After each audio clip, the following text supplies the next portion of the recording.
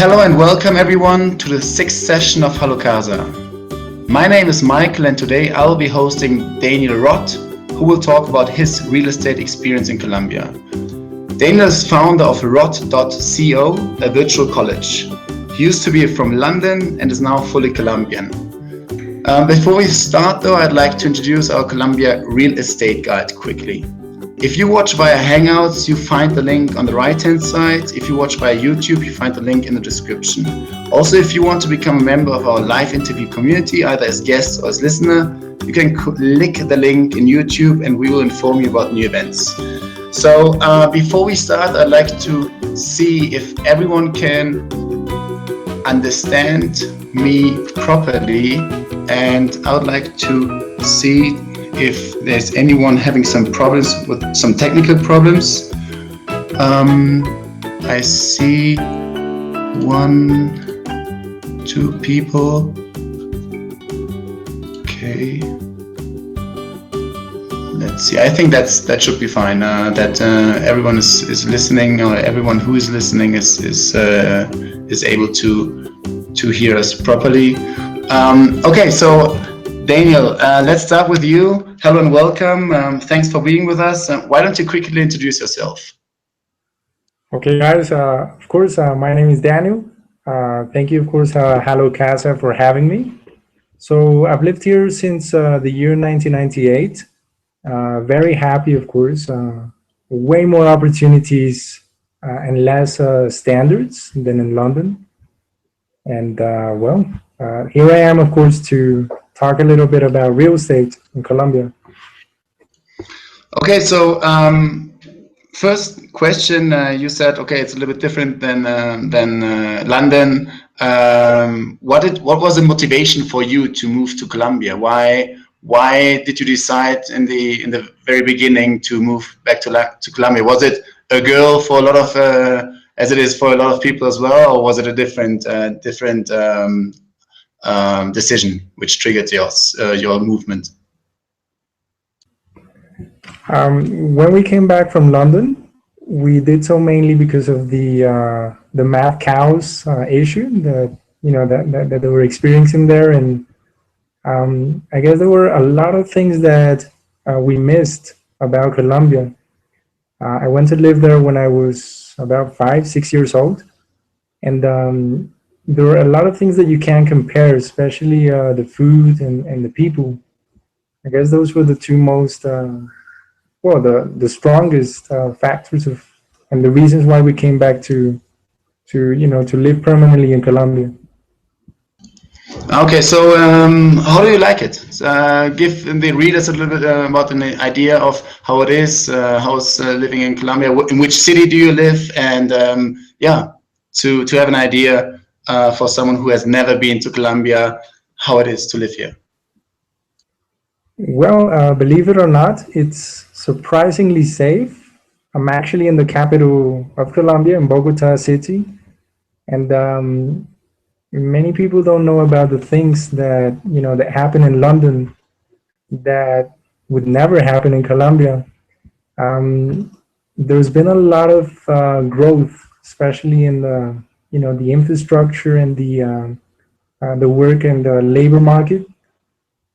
There's a lot of opportunity here in this emerging economy, and I guess the safety is something that surprises a lot. So that means you feel absolutely safe and you see huge opportunities for businesses. Give me an example, or what do you think, for example, is one of a huge opportunity where you think, you would definitely, you have been thinking of starting a business in that sector? I think that in the intellectual and education business, there's huge opportunity. There are a lot of young, middle-aged men willing and ready to work that, I guess maybe they're lacking of the right skills, the right motivation, but the market is there. I mean, there's a lot of young people willing to study, willing to prepare themselves, willing to give it 100%. to make a company grow. And I think that's huge, considering the differences in the currency, especially the Colombian peso is, it kind of makes for a cheap labor market. Okay, that's actually interesting because one of our previous guests, Jay Darren, he also mentioned education as one vertical, one sector where he sees a lot of opportunities. That's very interesting. It's also actually directly connecting and relating to my next question about your project right now. You told me before the call you are right now the founder of rot.co. You say it's a virtual learning platform, or maybe it's better if you describe it even better than me. So what is it about, and give us an idea. Of course. So we recently launched rot.co, which is basically a marketplace that connects students and teachers from all over the world to share their knowledge, their own experiences, and basic, practical skills that can land them a job faster than they would if they decided to go through the higher education path, and not to mention cheaper, of course. So that means it's totally virtual. I sit in front of the computer. Let's maybe walk us, or can you maybe walk us through the process of how it works? Like, it's a platform. You sign up, you choose the course, and then you can listen to a professor, or everyone can teach. How does it work in particular? So let's say that you live in a small town, and transit is practically impossible for you.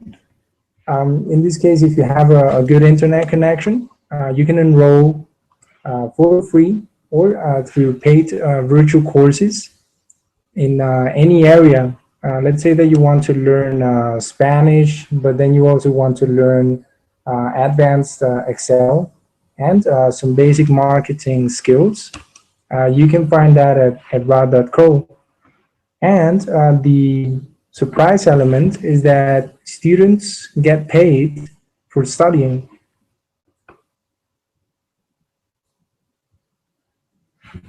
Okay, that's interesting. So that means it's not necessarily only restricted to Colombia. It's you are helping people in remote areas. Let's say someone in on a village somewhere in Nebraska who doesn't have a university next to his house, might be not even have the necessity to go out of his house and just plug in and can do that remotely from everywhere, or do you specifically target Colombia only? No, you're right the first time. This of course enables a worldwide market to connect with any teacher from any part of the world, and teachers, on the other hand, can find 4 different sources of income if they're struggling to get ahead and to get a job in today's jobless future economy. Okay, that means you are focusing on executive education and also business education for people who want to go to the next level, or will it be, or do you also think about every vertical also going to students or to high school attendees, like pupils? In our first phase, 1 out of 3, we are focusing on attracting students that have already graduated from high school, that are not too sure what they want to study and if they can afford to study.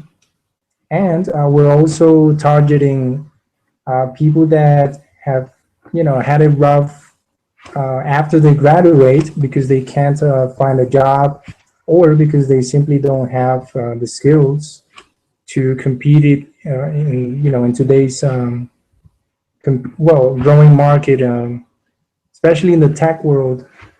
So we're basically enabling, giving people the tools in general, not in any specific field. We're giving people the skills, the tools, and the monetary motivation for them to make a career path with us. Okay, that's interesting. So I assume that you then also have professors and teachers who speak Spanish and English as well. Do you also have some different languages already? In our first phase, we only have Spanish and English teachers and students, but eventually we do want to start opening for French and other languages. Okay, that's interesting. Have you already incorporated, and if so, did you do that in Colombia, or are you planning to do that in a different country? How is your view on that? We established in Wyoming last year, but our subsidiary in Colombia, which is called Rod Limited, has been in the market, right here for 16 years. Okay, so you incorporated in Wyoming and then have a subsidy right now in Colombia. Why is that? Why did you choose this path? Maybe interesting also for the audience to understand about the advantages, which you might, I guess you did your due diligence and you know obviously about the advantages about that. So why did you do that? As a virtual company, which wasn't always virtual, we started out, selling English material, and we were focused only on giving English speaking courses, mostly to the hospitality market and a few banks and a few companies. But now we did a whole re-engineering of the company, and the launch of the United States company was established in Wyoming due to the beneficial tax structure, and because we want to be international from day one. Okay, perfect. Because you also might consider having outside investors who then are more inclined to invest in you if you are incorporated in the US, I guess, or also different reasons. Yeah, that, and of course the tax structure we can work better in a more dynamic establishment for the main parent corporation being in the United States. So frankly speaking, you would, if for example, you would advise or you would talk to someone who is considering setting up his business in Colombia, would you advise him to go and incorporate in Colombia, or would you say, okay, if your business model allows it, try to incorporate in the US and then again establish a subsidiary in Colombia in order to go or to have some certain advantages? I think this can vary a lot depending on the kind of business. For instance, if you were to, let's say have employees, a warehouse, and even an office in Wyoming, it could be more expensive than setting it up in Colombia. If your aim is to have a small business and your market is going to be very local in Colombia, I would definitely recommend to incorporate in Colombia. It's definitely much easier and there's less paperwork involved. However, if you want to set up maybe a virtual company that is fully automated, something like Open English, states like Florida, Wyoming can be beneficial, considering, of course, if you're not a U.S. citizen, but you're actually a foreigner that isn't residing in the United States. I guess this is a topic that is worth getting into in another interview, because there's a lot of complex do's and don'ts in that aspect. Yeah, I was about to say that I think we could talk for hours about tax regulations and pros and cons, especially within the US and going for one state or the other. That's actually quite correct. Actually, I just see the first question, who is actually, which is actually from coming from Jay. He is asking, what type of investment would be great within the education sector in Colombia? So, what do you see for potential investment opportunities in the education sector, in particular in Colombia? I think that mocks are really blowing up right now. To mention a few that I know that are Colombian, Freddy Vega, which is I would say kind of like a unicorn. He has invested hugely in a project called Platzi. Platzi.com is also offering virtual courses, mostly for entrepreneurs. This is actually a really good project that is on the rise. Other projects, I think Etsena is doing a pretty good job, and they're also expanding on their virtual courses platform. I don't know about higher education, even though Colombia is a very different story from the United States. At some point in time, they would need to innovate. So I see a lot of construction going on in the universities, but I can't really say if it's a good investment or not when it comes to higher education. Sure.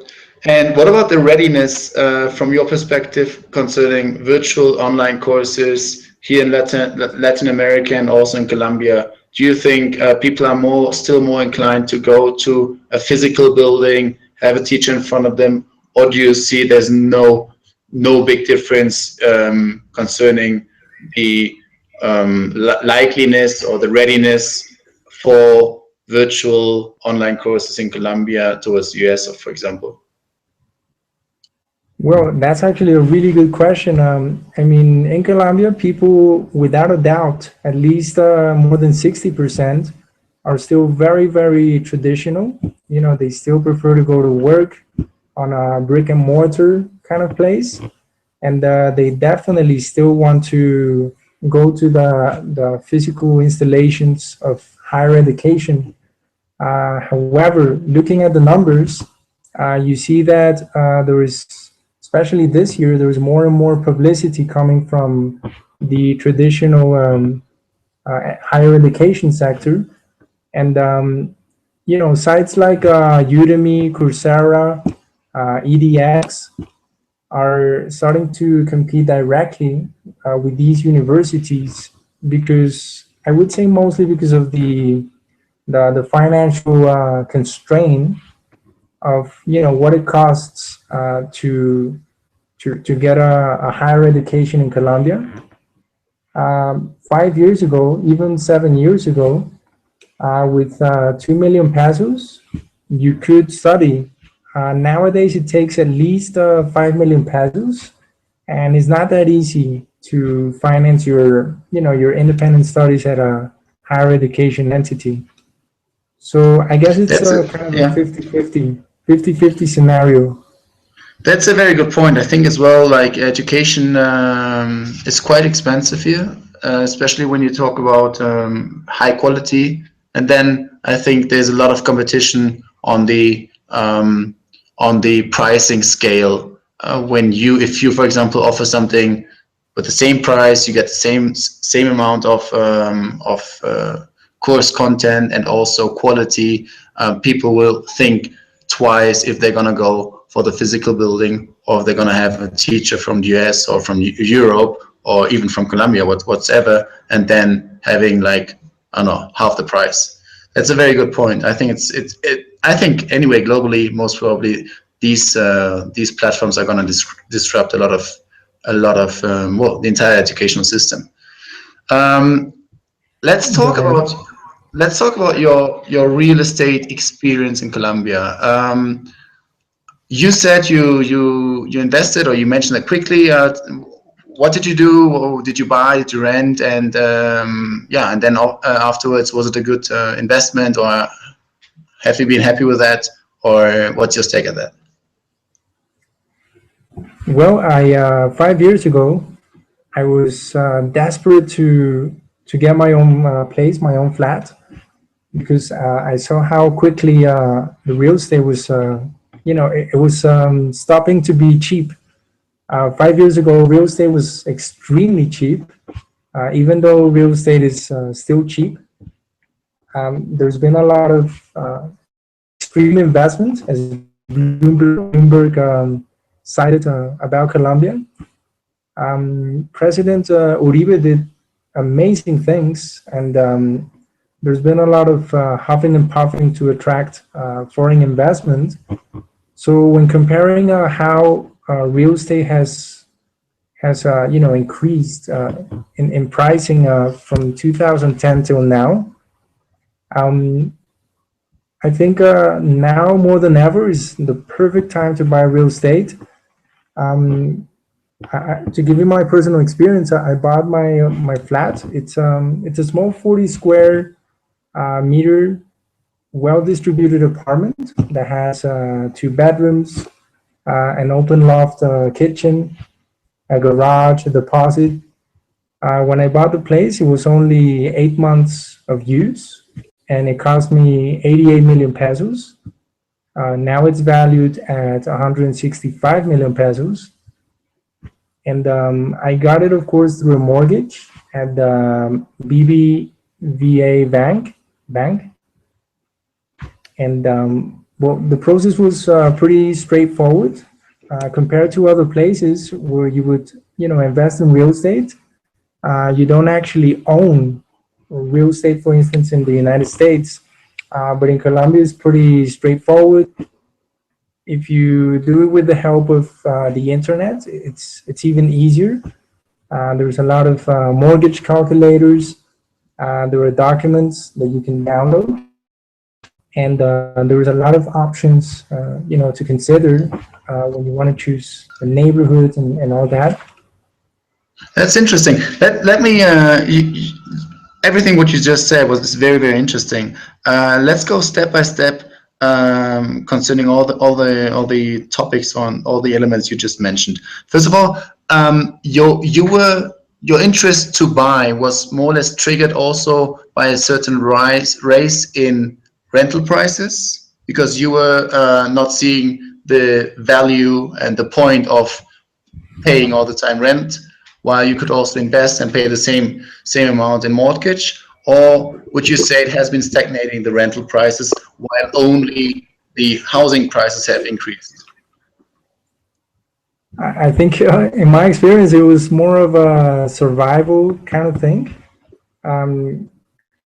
For at least your place, because we don't know if we're gonna be able to buy our own place or to get our own place in the future. At the rate that real estate is increasing, it's increasing at a very fast pace. To be specific, 15 million pesos a year. So, Sure. if you were to Yeah, save that money, yeah, absolutely. I mean, this it has doubled within a couple of years. Do you see? May I ask you which neighborhood is it? Is it outside of Bogota? Like a lot of people, for example, are investing right now in Chia and in Zipaquirá and those outskirts, or is it still within Bogota? it was actually a very good. This is actually in Altos de Bella Suiza. It's 10 blocks from Unicentro Mall, 10 blocks from the Santa Barbara Mall, and 10 blocks from Palatino Mall. Okay, so a very good neighborhood. That's very interesting. And you said that you went for a mortgage. That's very interesting. So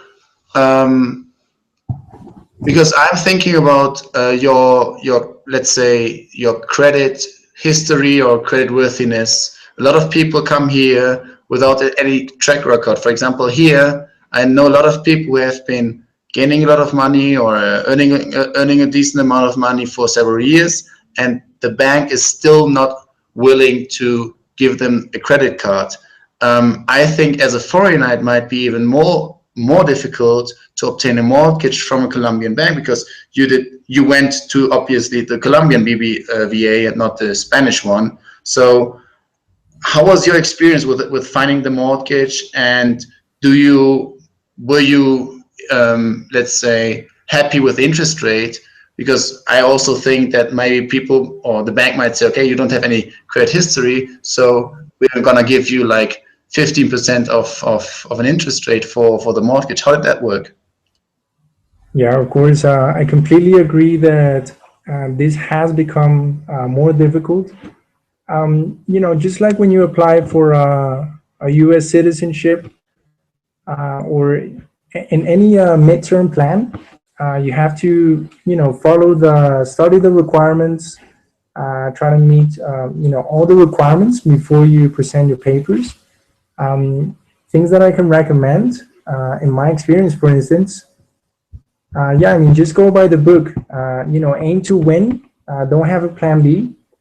Just if the place that you're interested in costs 160 million, for instance, try to calculate all the possible scenarios.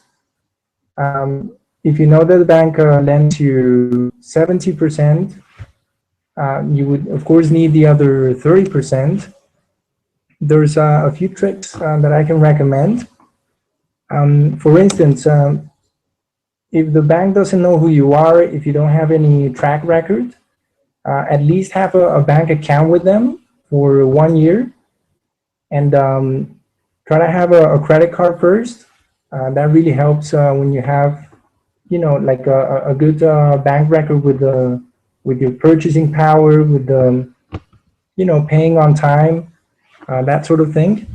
And the moment that you're going to, actually file in the papers, or present the papers to the bank, leave a margin of 3 to 6 months to move your account. It's actually making deposits that match your exact salary, the one that you present.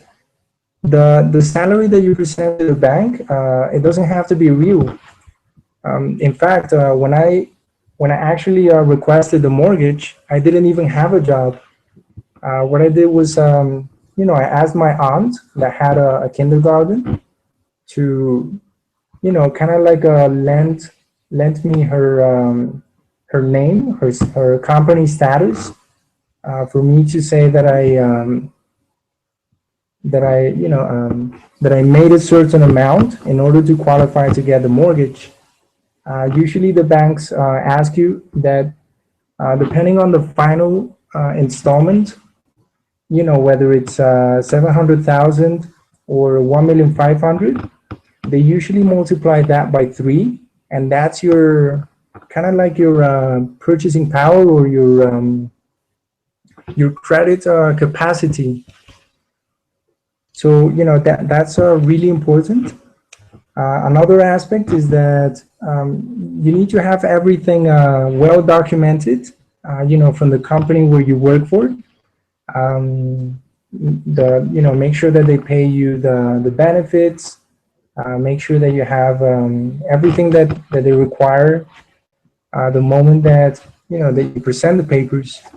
And safe bets. I mean, if you do everything by the book, it's just like applying for a visa. There is no chance that you're gonna get failed. Okay, yeah, that's a very good point. I think it's very interesting, because you're the first person I've talked to who really went for a mortgage here as a foreigner, if I may say so, because previously you said you are fully Colombian, so I have to, I don't want to say anything wrong, and it's a very interesting story to hear your experience on that, on the possibility to get a mortgage, and also with all the details you're mentioning. Very good. I didn't know that, and I have never heard about that way. I have another question here coming in.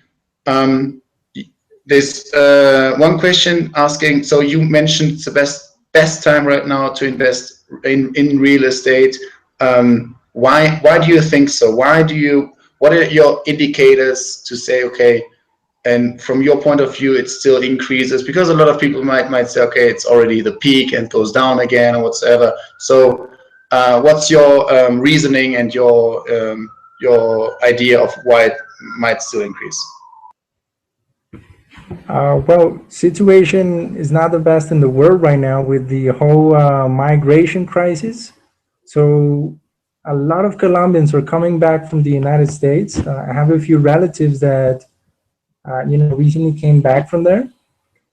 There's also you see a lot of immigrants from Venezuela, from Europe, from China even. And I remember back in 2002 when President Chavez, went to office. That was a moment when real estate really started to skyrocket in Colombia. I think we're going to see that even more. And you see a lot of construction, not just in Bogota, but also in cities like, Cartagena, Medellin. And it kind of seems like in Bogota, it's become this place of a huge workforce, and there's a huge opportunity there, not just to buy a place to live, but also to maybe even you can get cheap places that need remodeling, and when you remodel the places, suddenly valued even more. You can get a place, for instance, for 120 million, 80 meters square. That it looks like shit, and by you investing 20 million pesos more, the place can be worth 300 million pesos, just like that. And then you can decide to sell the place or to rent it. So there's a really good equity and a lot of opportunity. Okay, that's interesting. So flipping the house, buying it, remodeling it, and then either selling it or renting it out later on. That's reasonable. And I also think that from my perspective, I think Bogota hasn't even really started to blow up, like to really increase by population. It's still not really international. You don't see that many people, like international people on the street, as if you, for example, compare it to Buenos Aires or Sao Paulo or other cities. And I think this still is gonna come. And I think your point also concerning people coming back, very interesting that you actually mentioned that from the US. I didn't expect that people are coming back from the US, especially mentioning the migrant crisis. Anyway, let's talk a little bit about the maybe we already touched upon a little bit on the buying process. So you said go for the book. Do you think there's anything else to mention? What was, for example, maybe who did you work with? Did you go for an advisor? Did you go for an attorney? Maybe for an agent? How was your approach on that? Actually, this is actually a very, very important aspect. There's a lot of middlemen out there that, they just want to get commissions. In my case, when I bought the place, the family was still living here, and I was contacted to buy the same place. I was contacted by two different people. One of them was selling me the same place for 105 million pesos, and the other one was selling it for 95 million pesos. Whoa. And in the end, I talked to the family directly, and the real price was 88 million pesos. So I saved myself a huge deal at the time. And banks are your best friend, especially when you're going to do a mortgage. Even though their lawyers are more expensive, they have a very transparent and safe bet, so to speak, to buy your place, because you never know if the place that you're going to buy has a criminal background, or maybe the papers are false. And what better place to verify all of those documents than with the bank, the very place that's investing in your place and giving you 70% of, well, up to 70% of the funding. that's really important.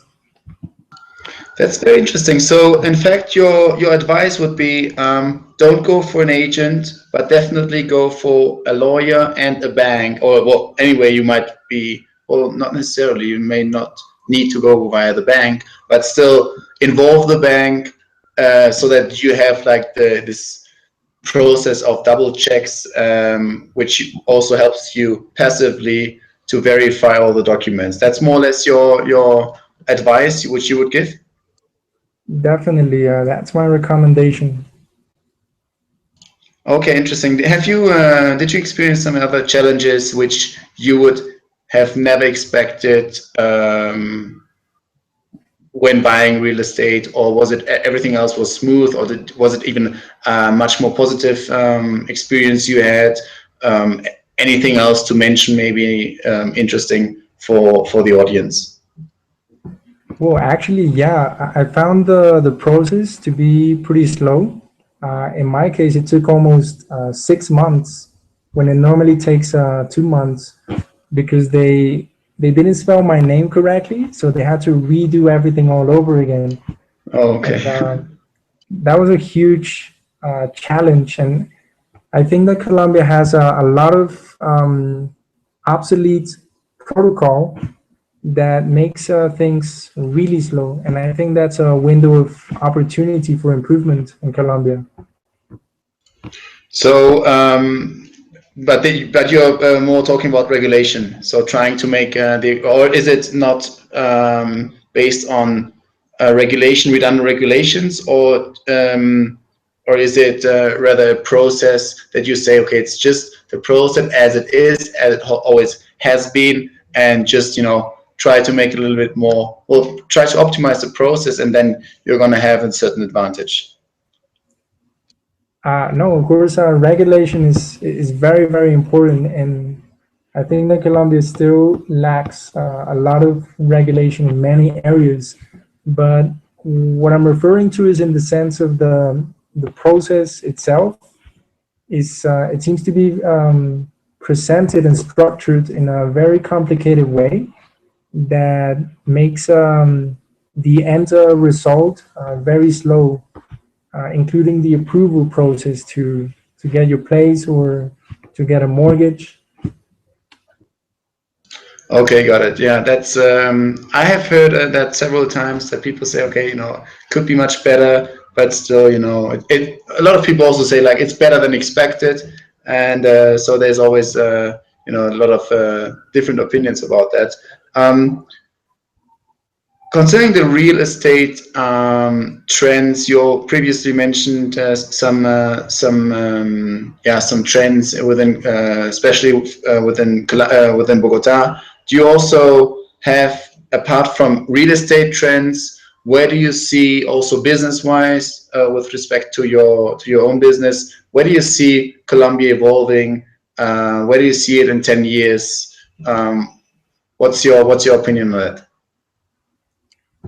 Wow, I think there's a lot of upcoming trends. For instance, the delivery, quality, and organic food industry has a huge window of opportunity. And I honestly haven't heard of the first startup to focus on this. Other huge trends and windows of opportunities I see is the bringing clothing from Amazon and from outside, bringing it and importing it to Colombia to sell it, because clothing has become very expensive here, and you find sneakers and jackets on websites and in the United States and in China that are ridiculously cheap compared to the clothes here. So I think that's another window of opportunity. Okay, that's interesting. So organic, talk a little bit about organic food opportunities. You are referring to optimizing again, like optimizing the process of making it like deliver fast to the door, home delivery of organic food, or what do you mean exactly? To specify a little bit more, in Colombia, you see that our nutrition habits are still not the best. Some people are still not aware of what uh, food habits can cause you cancer or diabetes. And I think that more people are becoming aware and are starting to look for nutritional information and organic food, in the sense that it doesn't have any GMO seeds, or that it's good for your body. There's a huge opportunity there. Okay, interesting. I have heard that several times already, and it's, for example, like my personal experience is that the Colombians, like Colombians in general, eat super healthy. Like going to the, take advantage of the healthy food, of the fresh foods and stuff. But I have talked to several people, and they also say like, okay, people are more like here in Colombia, people are more inclined to eat fast food, which I don't know, I wouldn't agree with, but interesting to hear that point of view. Um, and also, I think if I'm not mistaken, I think Colombia is one of the countries which does not allow Monsanto. Like there's no pesticides from Monsanto, or if I may say pesticides, which is also for me a point or an argument that Colombia is very how do you call it, Privilege. very privileged, exactly, concerning their situation. What's your opinion on that?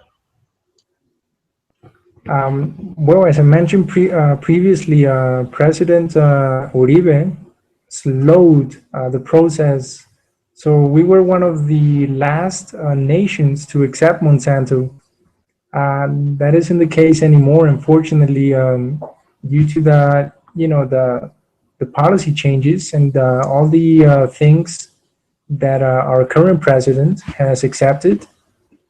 It's kind of coincidental how all of these protests from the farmers started to rise up as soon as President Santos came to office.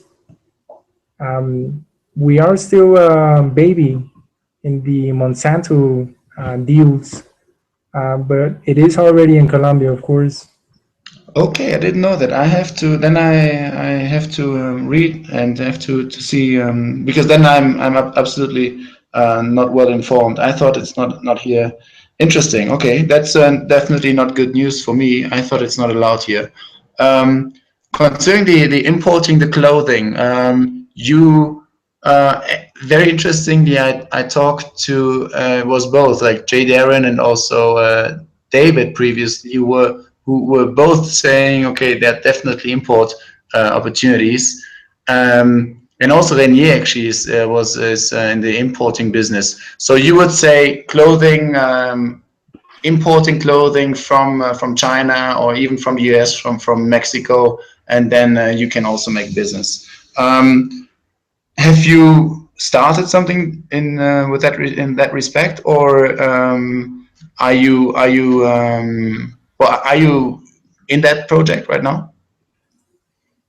No, not really. I find it kind of, I'm not very knowledgeable in the area of import and export regulations. And in my case, I prefer to do virtual products. For instance, to give you a free idea, which might actually be a really good idea. Um, Women have this struggle every morning because they can't decide what to wear. So an application, you know, called "What to Wear Today" would actually be great, I think. And you can make partnerships with She Inside, Dress Link, even Falabella, and just do the virtual avatar with that looks like the end user. I think that there's a lot to do, and not just virtual, but also physical. I think that's a very good idea. Especially then you can charge all the stores to be part of it, so that their clothes are gonna be displayed. That's a very good idea. I think women would love that. Yeah, somebody should do it.